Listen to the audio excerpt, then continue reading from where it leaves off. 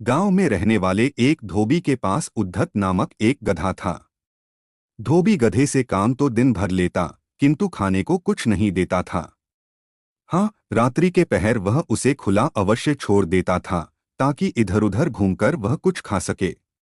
गधा रात भर खाने की तलाश में भटकता रहता और धोबी की मार के डर से सुबह सुबह घर वापस आ जाया करता था। एक रात खाने के लिए भटकते भटकते गधे की भेंट एक सियार से हो गई। सियार ने गधे से पूछा, मित्र, इतनी रात गए कहाँ भटक रहे हो? सियार के इस प्रश्न पर गधा उदास हो गया।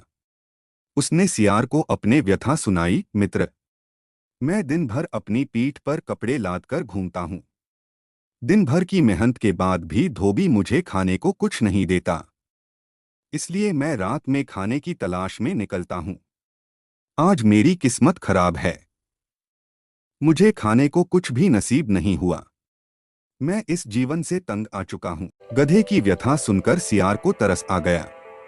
वह उसे सब्जियों के एक खेत में ले गया। ढेर सारी सब्जियां देखकर गधा बहुत खुश हुआ। उसने वहां पेट भरकर सब्जियां खाई और सियार को धन्यवाद देकर वापस धोबी के पास आ गया।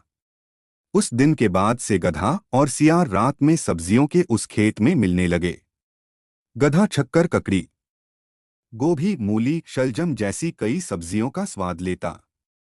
धीरे धीरे उसका शरीर भरने लगा और वह मोटा ताजा हो गया। अब वह अपना दुख भूलकर मजे में रहने लगा। एक रात पेट भर सब्जियां खाने के बाद गधा मदमस्त हो गया। वह स्वयं को संगीत का बहुत बड़ा ज्ञाता समझता था। उसका मन गाना गाने को मचल उठा। उसने सियार से कहा, मित्र, आज मैं बहुत खुश हूं। इस खुशी को मैं गाना गाकर व्यक्त करना चाहता हूं। तुम बताओ कि मैं कौन सा आलाप लूं? गधे की बात सुनकर सियार बोला, मित्र, क्या तुम भूल गए कि हम यहाँ चोरी छुपे घुसे हैं? तुम्हारी आवाज बहुत कर्कश है। यह आवाज खेत के रखवाले ने सुन ली और वह यहाँ आ गया तो हमारी खैर नहीं। बेमौत मारे जाएंगे। मेरी बात मानो, यहाँ से चलो।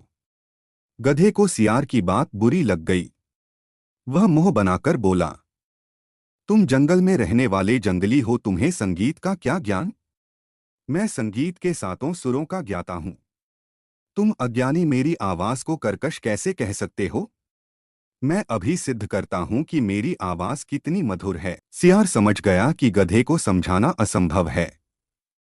वह बोला, मुझे क्षमा कर दो मित्र, मैं तुम्हारे संगीत के ज्ञान को समझ नहीं पाया। तुम यहाँ गाना गाओ, मैं बाहर खड़ा होकर रखवाली करता हूँ। कतरा भांप कर मैं तुम्हें आगाह कर दूंगा।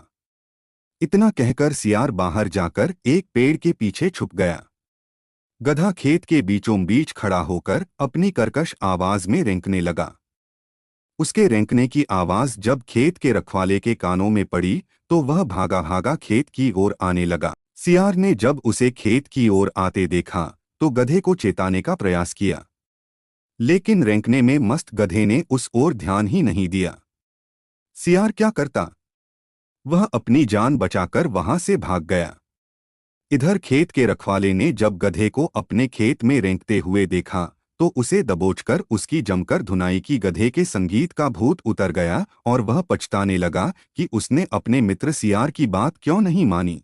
सीख, अपने अभिमान में मित्र के उचित परामर्श को न मानना संकट को बुलावा देना है।